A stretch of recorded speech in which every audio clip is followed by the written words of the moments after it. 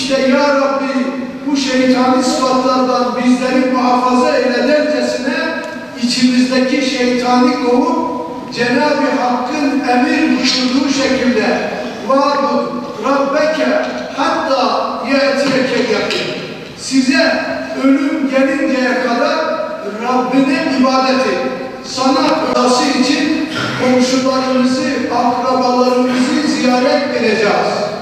Bugün Allah rızası için yetimi, öksüzü sevindirmeye çalışacağız. Onun için ayet-i kerimede Cenab-ı Rabbül Alemin Hazretleri وَعْبُدُ اللّٰهَ وَلَا تُشْرِكُ بِهِ شَيْئًا Allah'a ibadet edin, ona hiçbir şeyi ortak koşmayın. Bütün gayemiz, bütün maksadımız, bütün hareketimiz Cenab-ı Hak ve Cenab-ı Hakk'ın rızasını kazanmak olsun. Ayetin devamında ve bil valideyni ihsânen. Anne ve babaya diyor iyilikte bulun.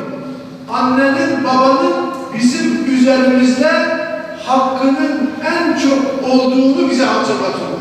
Sahibi karnındayken annene vermiş olduğun bir lahzacık rahatsızlığın hakkını bile ödeyemem. Anne babanın duasını alıp onlara karşı onların kalplerini, gönüllerini almaya çalışalım. Burada bunu söylemeye çalışıyoruz. Komşularımızı, akrabalarımızı ziyaret ederek, selamlaşarak, musafahalaşarak, çocukları sevindirerek, yetimi, öksüzü sevindirerek, hastaları ziyaret ederek Cenab-ı Hakk'ın rızasını almaya çalışarak fitnesinden muhafaza eylesin. Milletimize, memleketimize, alem-i İslam'a birlik, dirlik, kardeşlik nasip eylesin. İslam düşmanlarına fırsat vermesin. Amin, amin, amin. Ve selamun alel murselin ve selametun ala cemaatil hadirin bi hurmeti dua ve yasin velhamdülillahi rabbil alemin. El Fatiha as-salavat. Allah elhamdülillahi ve la ilahe illallah Allahu ekber. Allahu ekber. Subhanallah velhamdülillahi ve la ilahe illallah Allahu ekber. Allahu ekber. Subhanallah velhamdülillahi ve la ilahe illallah Allahu ekber. Allahu ekber. Subhanallah velhamdülillahi ve la ilahe illallah Allahu ekber. Allahu ekber. Bismillahirrahmanirrahim. Elhamdülillahi Rabbil alemin. Errahmanirrahim. Maliki yevmiddin. İyyâke na'budu ve iyyâke nesta'in. Allahu ekber.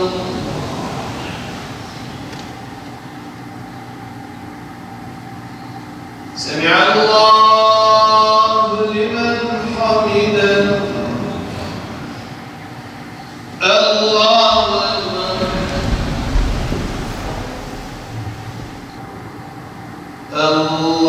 Allahu ekber.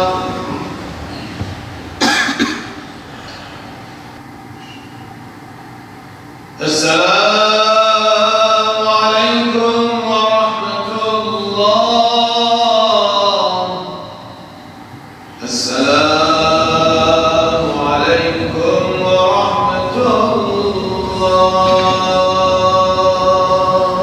Allahu ekber, Allahu ekber, Allahu ekber.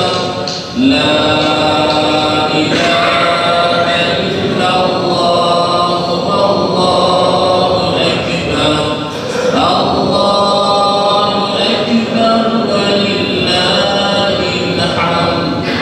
Muhterem Müslümanlar, bugün Kurban Bayramı. Allah'a kulluğumuzu arz ettiğimiz, verdiği nimetlere şükrettiğimiz müstesna bir vakit. Hazreti İbrahim'in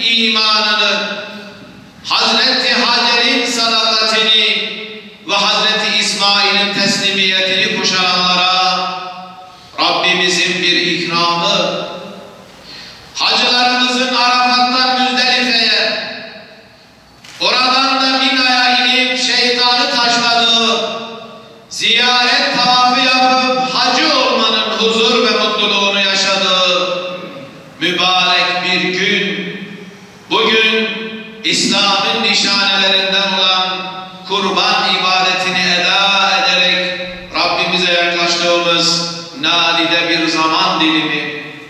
Aziz müminler, işte böyle bir bayram sabahında Resul-i Ekrem sallallahu aleyhi ve sellem Efendimiz bayram namazını eda etmek üzere evinden çıktı.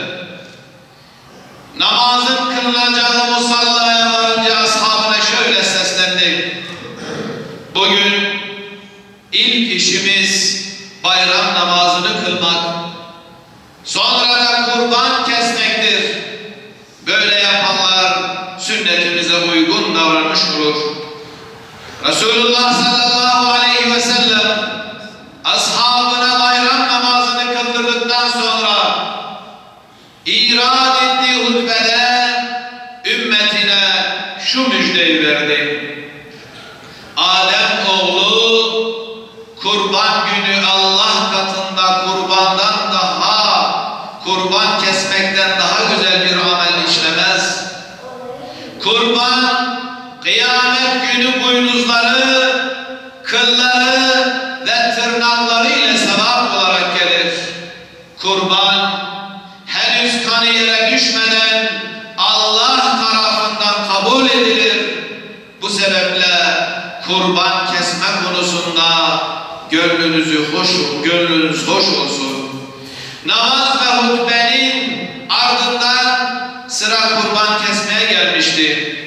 Rahmet Peygamberi sallallahu aleyhi ve sellem kurbanlık hayvanlara eziyet edilmemesi, onlara şefkat ve merhamet gösterilmesi hususunda müminleri şöyle uyardı: Allah her konuda ihsan ile, yani güzellikle davranmayı farz kılmıştır.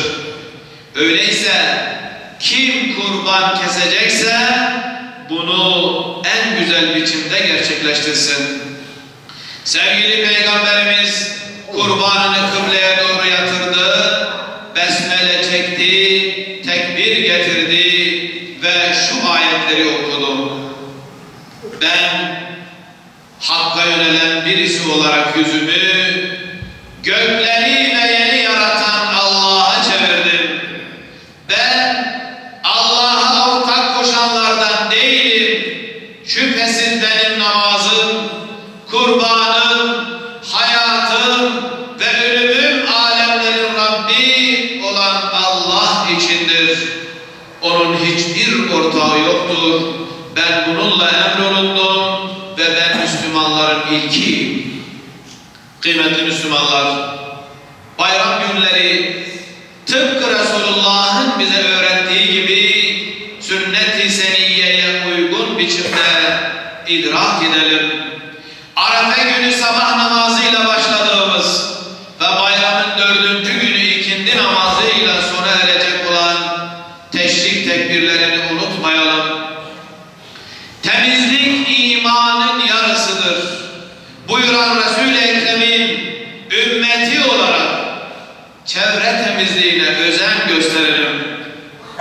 Kurbanlık hayvanlarımızdan çıkabilecek pisli, hasta görünümlü et ve sakatatları mutlaka derin çukurlara gömelim. Zira sokak hayvanlarının bu etleri yemesi hastalığın hayvanlar aracılığıyla insanlara bulaşmasına sebep olacaktır.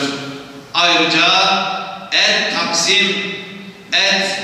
kesim ve taksimini muhakkak temiz ortamlarda yapalım.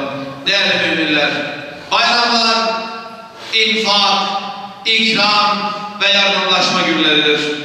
Kurbanlarımızda komşunun, akrabanın, yoksulun, yetimin ve muhtacın hakkını gözetelim. Verdiğimiz kadar kazandığımızı, paylaştığımız kadar zenginleştiğimizi unutmayalım. Bayramların özü sıla-i rahimdir. Bayram günlerini sadece bir tatil fırsatı olarak görmeyelim. Anne babamız başta olmak üzere büyüklerimizi ziyaret edip hal ve hatırlarını soralım. Vereceğimiz hediyelerle küçüklerimizi sevindirelim. Bayram neşesine hastaları, yaşlıları ve yalnızları ortak edelim. Aziz Müslümanlar, bayramlar af etme ve kucaklaşma günleridir. Bu günleri fırsat bilerek kardeşliğimize gölge düşürecek, çekişmelere, dargınlıklara ve küskünlüklere son verelim. Bayramın huzur ve kardeşlik iklimini hep birlikte yaşayalım. Rabbim milletimizi, memleketimizi her türlü belalardan, musibetlerden muhafaza eylesin inşallah. Allahu Ekber, Allahu Ekber, Allahu Ekber. La ilahe illallah, Allahu Ekber. Allahu Ekber ve lillahil hamd.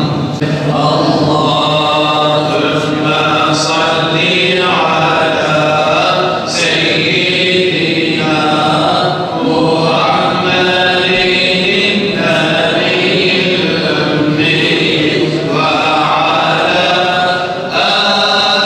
alihi ve sahbihi ve sellim.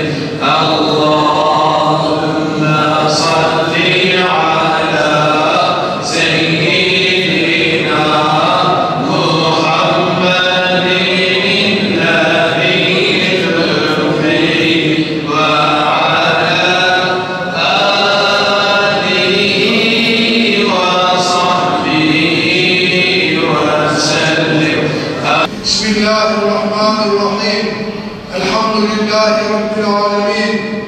Vessalatu vesselamu ala Resulina Muhammedin ve ala alihi ve sahbihi ecma'in.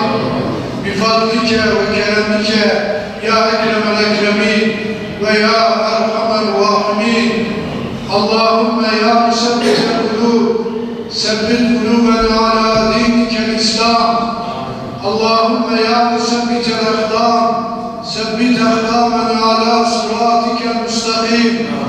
Allahümme erinel hakka hakkan وارزقنا اتباعه وارنا الباطل باطلا وارزقنا اجتنابه.